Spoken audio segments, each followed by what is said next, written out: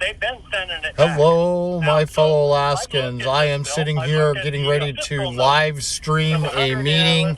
And let me turn down the other one here real quick just so you can hear easier. Well, it's well over 100,000 implemented. I'm about ready to do the Alaska School of Government with Kelly Chewbacca as the guest speaker, talking about democracy, preserve our democracy, the group that has been started, something to do with repealing ranked choice voting around the nation and here in Alaska.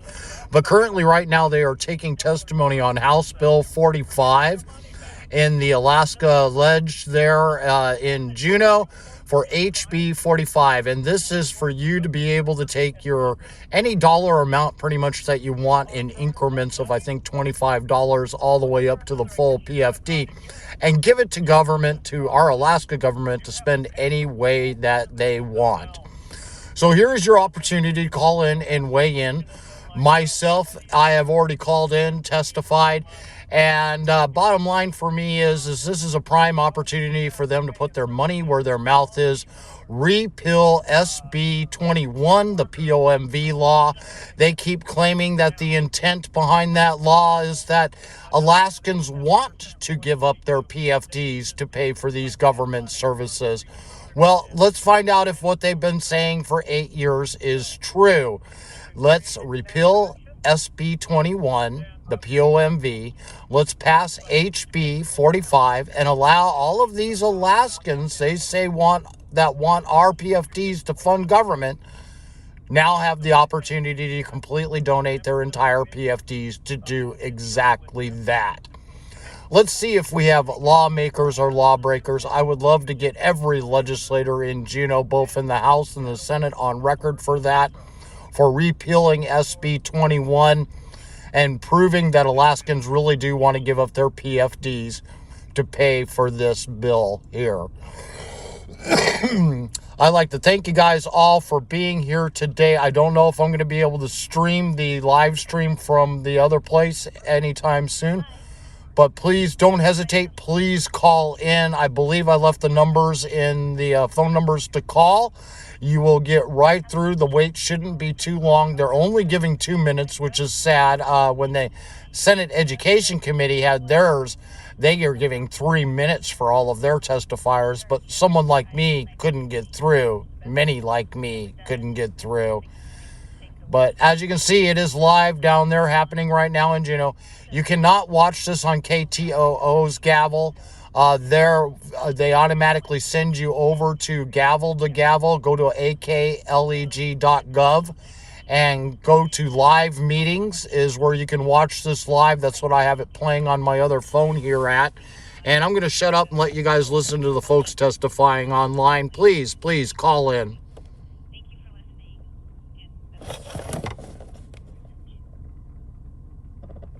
Oops.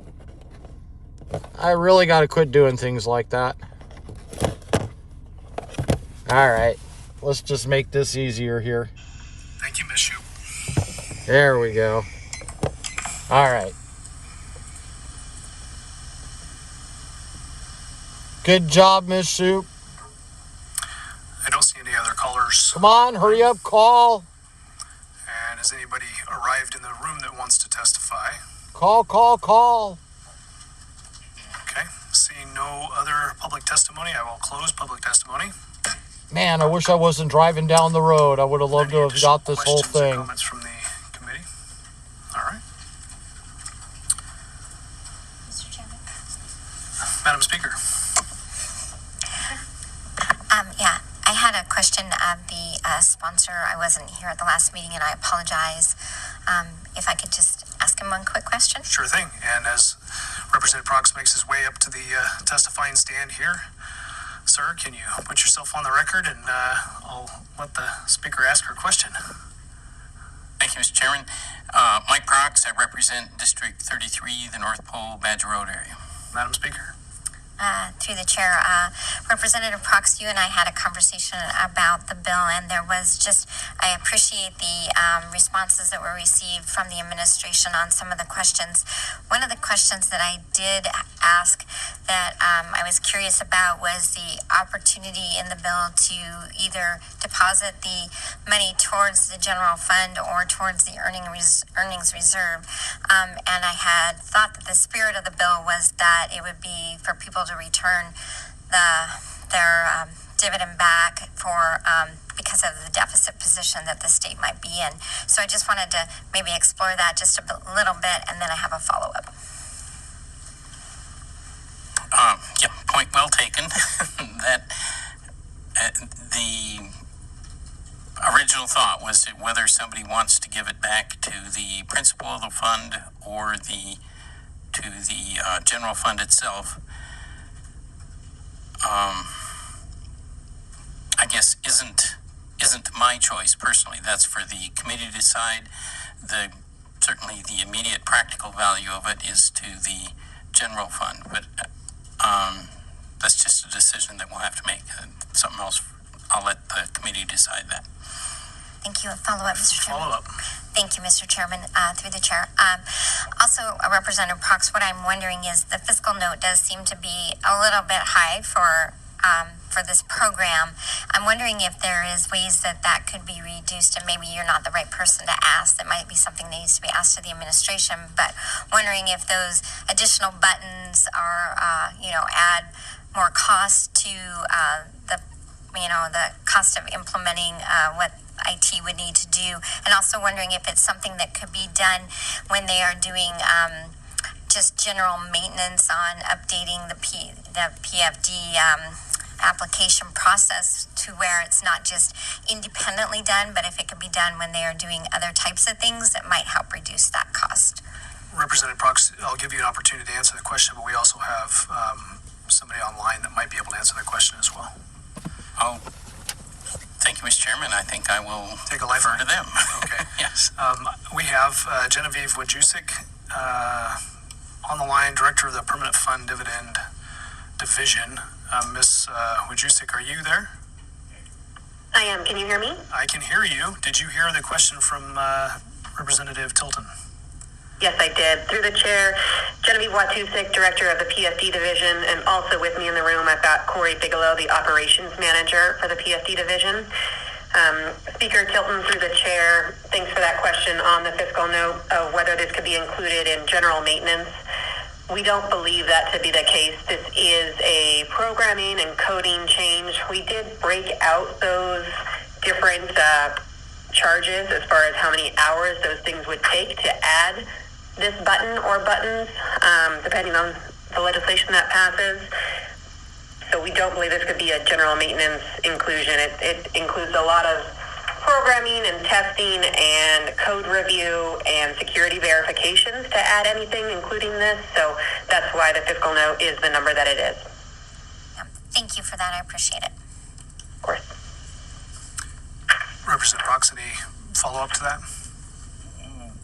Well, just to follow up, as far as the future costs, et cetera, we'd have to kind of determine how successful the program is. And there is another response about advertising and whatnot that we would have to add some additional statutory language to give the department authority to advertise for the program. I'm not sure how well this is going to work. I think we just need to kind of launch it and see. And then if it does appear that people are interested in this, I think it probably would pay to come back in a year or two and see if we can't make the program work better from the perspective of letting those people making it easier for people that want to give their PFD back to the general fund or either one, however we decide. At this point, it doesn't pay to allocate extra money or something to do that. We'll just launch it and see what happens. Okay. In retail, that's how you do it. Any other questions or comments from the committee? Okay. Well, thank you, Ms. Wojcicki and Mr. Bigelow, for joining us tonight. I'm going to go ahead and set this bill aside for the time being, and we'll bring it forward another time with consent of the sponsor here. I think that hearing some of the public testimony and the conversation, I'm going to extend the deadline for amendments for the future so we can continue working on this. And let's see. Let's put a February 17th deadline. Close of business February 17th, if that will work. And we'll see if that'll we can address the concerns in that time period. Thank you. Thank you. So this concludes the business on today's agenda. I do want to say just briefly that at our first committee, we heard from members of the 2021 Fiscal Policy Working Group. The consensus from that group is that the product of their work, our work, since I was a member of that, is relevant to the work of this legislature, remains relevant. To that end, over the next several weeks, the House Ways and Means Committee will be hearing presentations and having discussions about the major elements of a long-term fiscal plan. These discussions will include spending caps, conversations about permanent fund dividends, major state policies that drive economic and fiscal growth or contraction of growth, and revenue policies and how they relate to our economic growth. So last week, our legislative finance director, Painter, gave the members of this committee a usable spreadsheet that allows each member to put together your own options for workable plans. As this committee works through the elements of a long-term fiscal plan, I encourage members to work with your own spreadsheet to formulate comprehensive solutions that we can discuss together as we carry on the bipartisan nature of the Fiscal Policy Working Group report.